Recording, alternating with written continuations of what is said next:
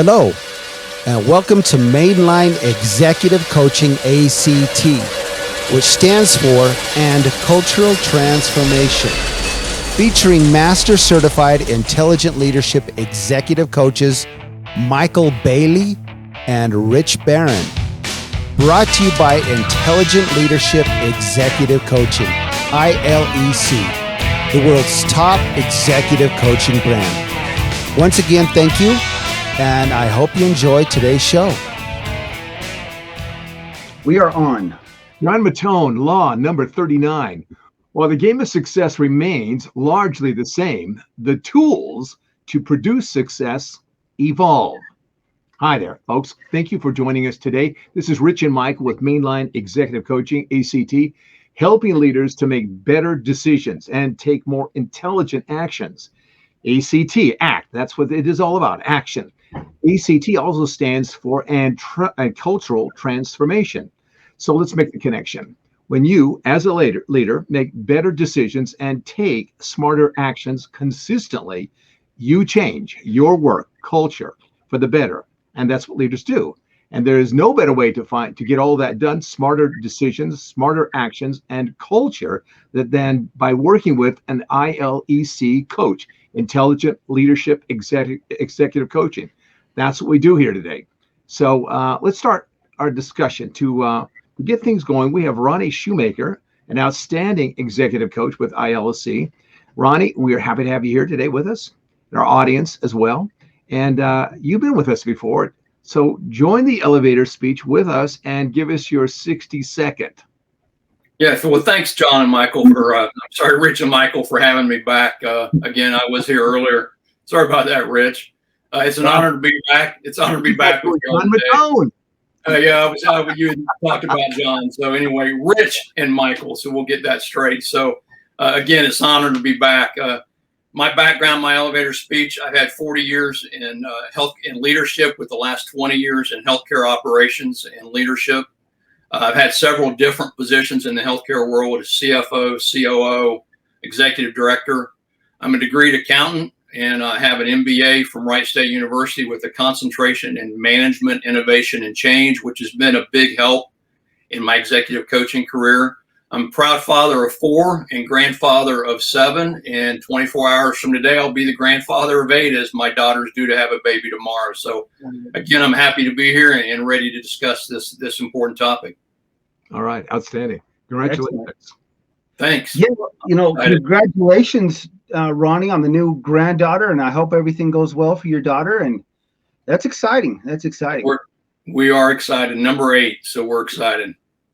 Well, let's jump into this, Ronny. Law 39, it talks about the success, the game of success stays relatively the same. What does it mean by that? What do you take that as? So I look at things that haven't changed through success, through business operations, and through leadership specifically. And I think that the time-tested qualities is honesty, integrity, empathy, confidence in what you do, confidence in what your company does, confidence in what your staff does, humility, not egotistical, humility, staff and customer satisfaction. In my background, 20 plus years in healthcare, so that's patient satisfaction and their families as well, not just the patient. And high quality product and services. Those time-tested qualities don't change. They're just as important today as they were 30 years ago, and they'll be just as important in 30 years as they are today. So those are the types of leadership qualities that continue to lean on to be successful. So when we take a look at leadership, is what you're talking about here, that creates a relationship with the customer, right? And what we want in the marketplace is predictability. We don't want to have to be guessing, will these people really fulfill on what it is they said they're going to do, that we can trust them. We can trust them to be who it is that they are, who they say that they are. And then I will come out of this interaction with them, this transaction with them, better for having been there with them, doing it with them, and them helping me, providing me those services or products. What happens when we don't stick with those things that really don't change? What happens when we start going off in our other directions here? What happens to the customer? What happens to the business? Our reputation goes with us no matter where we go and how long we're doing work, whether it's coaching, running a hospital, or whatever we do as a profession. Our reputation is there. So it's important that we continue to provide great services to our customers, our clients, and understand, get feedback from them, which we do through executive coaching, get feedback from their stakeholders, get feedback from their customers to see what are the strengths that we can continue to work with, and what are the gaps that we can address to make those gaps become strengths. If we lose our reputation, it'll take us a long time to regain it. As the old saying goes, you make one person happy, they may tell one person. You make one person upset, they're going to tell 10 people. In today's world with social media, bad news gets out a whole lot faster now than it did 20 years ago. So that's important on maintaining quality patient and client satisfaction. And there could be a temptation to take shortcuts, can't there? Absolutely. I mean, just because of this, just because of that, there's all sorts of things. So again, going back to this idea of having an executive coach, when you're discussing these kinds of things, I got this stress is going on, I got these pressures going on here, and kind of thinking, what about this? What about that? How can an executive coach keep you centered on your core, on what really matters to you when you're in those tight, difficult, sometimes impossible situations?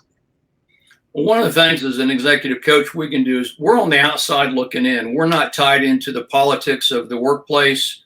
We're not necessarily tied into the drama of the workplace. We can take an independent view of the entire picture outside of that one stressor that may be stressing that leader out at this point, whether it's a time commitment, a budget, staffing, whatever.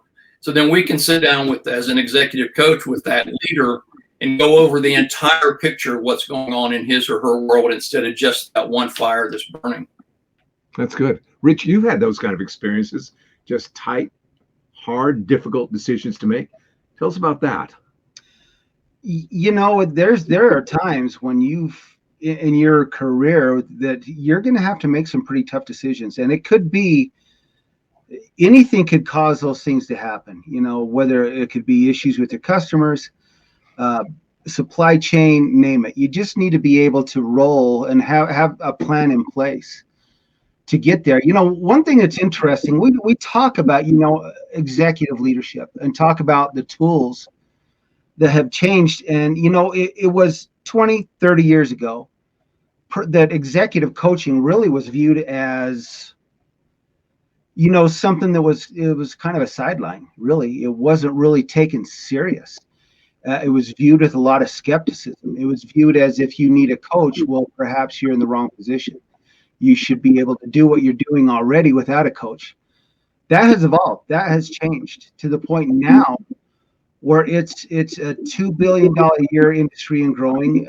Most companies, you can't get up that ladder or without having some type of executive coaching. Some type of coaching. It's really a mandatory thing for some organizations. And not only that, it's proven time and again that companies and leaders that have executive coaching now are head and shoulders above the ones that don't. They're more successful. When we talk about success, larger revenue stream, more customer retention, all those things that Ronny mentioned. Those things that really keep a company growing and moving forward, that really relies on the leadership. And leadership nowadays, you need a coach. You need a coach. Those things have evolved. There's other tools out there that you can use for success. But in the end, it's not about technology. People created technology. So it's really not about the AI. It's the technology comes from the people. And those people that get in leadership positions, their coaching's evolved and the mindset's evolved. It certainly is a very different world going back 20 or 30 years, just in complexity. There's a lot of complexity out there, not only in terms of the technology, also in the complexity of dealing with people, different kinds of people coming from different places. Whatever it may be, the diversity stuff that goes on, which is really, really important. But there's a lot of complexity, and that complexity is easy to get buried into, isn't it? It's a tough thing to get through. So therein becomes that whole thing about evolving. It's not that leaders are not as capable or not as smart. It's just that the picture is so much more difficult to get their hands around, to really understand, and then really do something about it. So do this. Ronny, explain to us about, with the complexity, the technology, the people, and all this, all that whole milieu of things changing. How does that work? And how can a coach help that executive coach help that person navigate through all this stuff? Yeah, and talking about a time of change, we're just coming out of probably the biggest change that most professionals have dealt with in our entire careers. The COVID challenges, we're working from home, trying to work from home while maintaining corporate culture, while creating and maintaining professional relationships over a Zoom call or a Teams call is a whole lot more difficult than being able to walk down the hallway, grab a cup of coffee, and sit in your coworker's office and let's talk about the problems at hand. So that's one of the many challenges. The other one you talked about just a minute ago with the different people. In our workforce today, we have 2 or 3, maybe even 4 generations of people coming to work every day. And that's Gen X, that's me, the baby boomers, Gen Y, the millennials. And we all bring a different toolkit to the table, to our workplace, whether it's our personality, whether it's our expectations, our education. We all think differently based on what we've been around, how the people we've been around, the people we work with. And I think as a leader, it's important that the leader takes the time to understand the staff that's working with them on a regular basis. It's important for a leader to understand each of their staff members' personalities, what makes them tick, and how to recognize what they do both privately and publicly, how to coach them privately and praise them publicly. 30 years ago, it was a whole lot easier, but in today's world with social media and technology, it's a whole lot more difficult chore to understand your staff, especially the more staff you have, the bigger chore it is, bigger challenge it is. So one of the keys is just knowing who the people are you're working with and changing your management style as a leader to adapt to your staff instead of insisting that they change their style to adapt to you. No, that's a good point. Those are all excellent points. Thank you so much, Ronny. Well, what are your thoughts on that, Rich? I mean, the complexity, the people, the technology. Well, yeah, I think, if you asked anybody from these different age groups about success and what they view success as, you're going to get as many different answers as the people you ask. And I think even more so, that's probably even more complex over the different age groups. Where Ronny talking about, us being boomers, I got called, my kids were calling me the boomer the other day. So I'm the boomer. But at any rate, their view of success could be different than what our view of success is. And it really is. It's as you get to a different age group, different leadership level, whatever, your view of success is going to change. But really, in the end, success is simply defined as achieving a particular your aim or goal. That could be personal.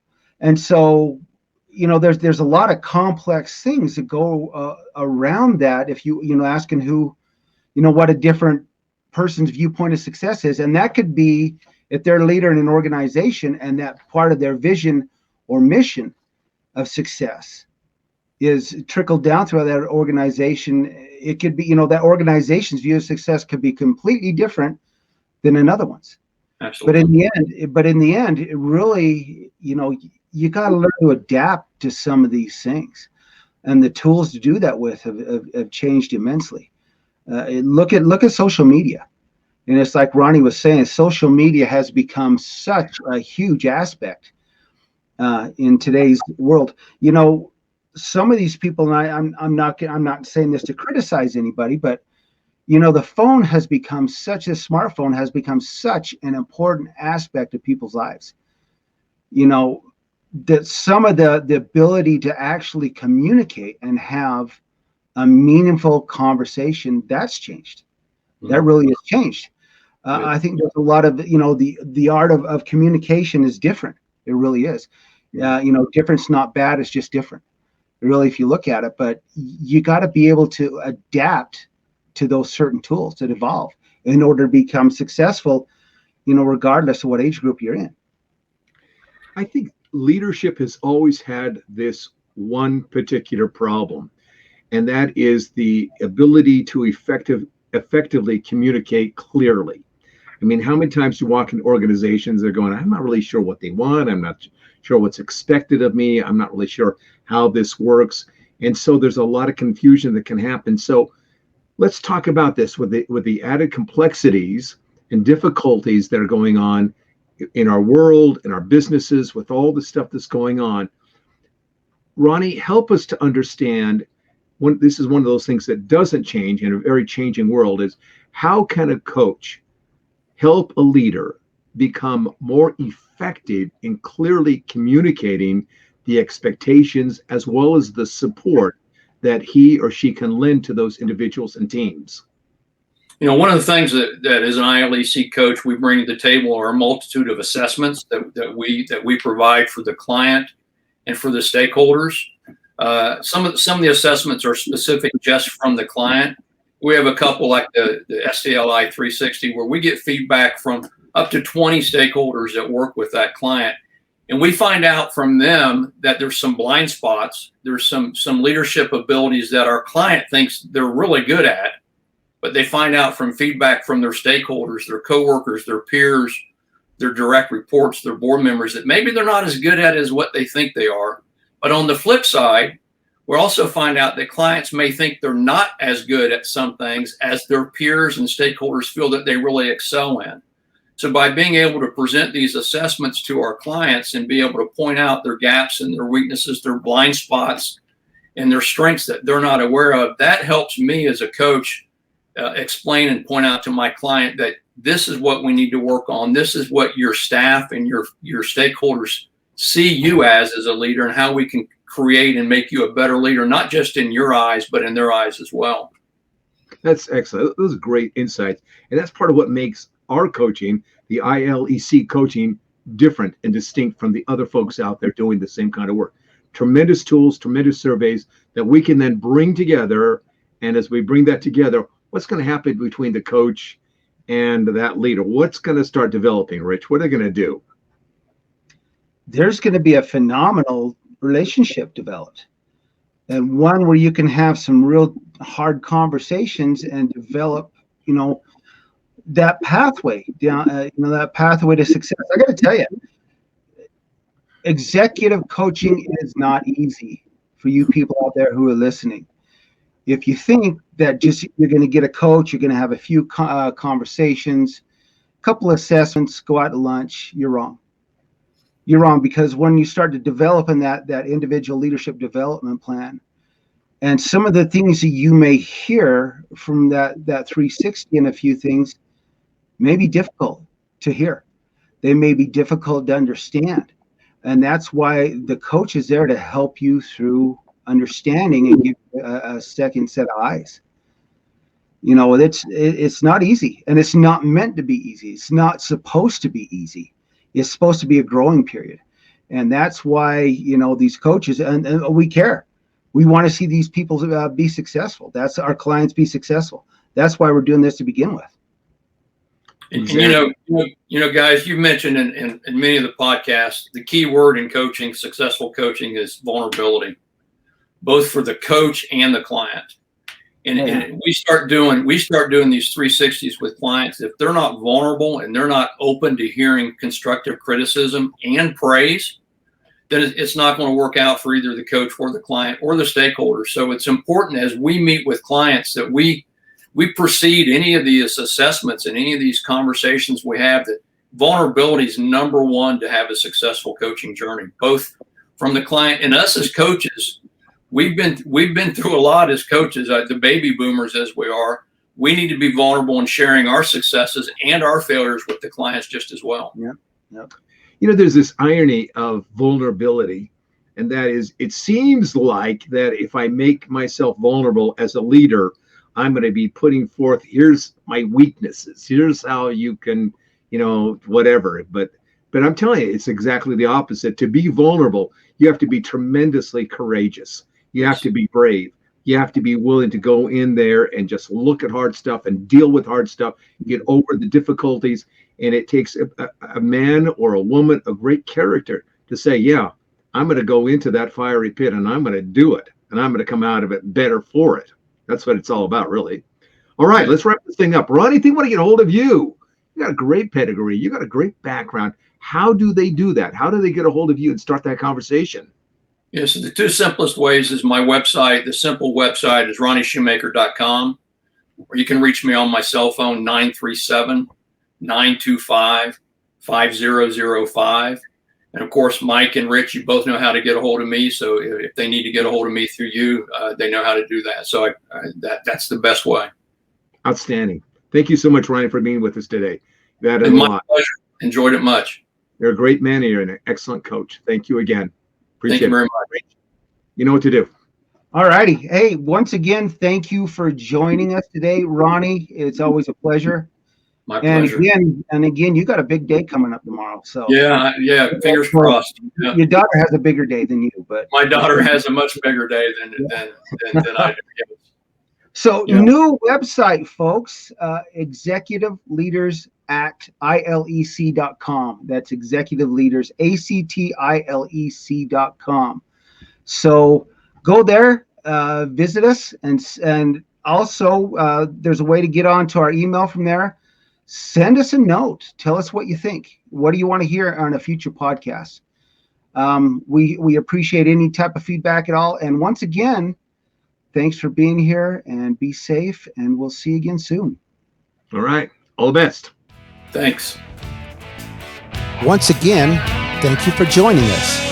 If you'd like to find out anything more about executive coaching or to schedule a free coaching session with us, go to our website, executiveleadersact.ilec.com. Schedule some time with us. We'd love to hear from you and like to talk with you further about how we can improve your leadership capability. This podcast was brought to you by Intelligent Leadership Executive Coaching, the world's top coaching brand. Once again, have a great day and take care.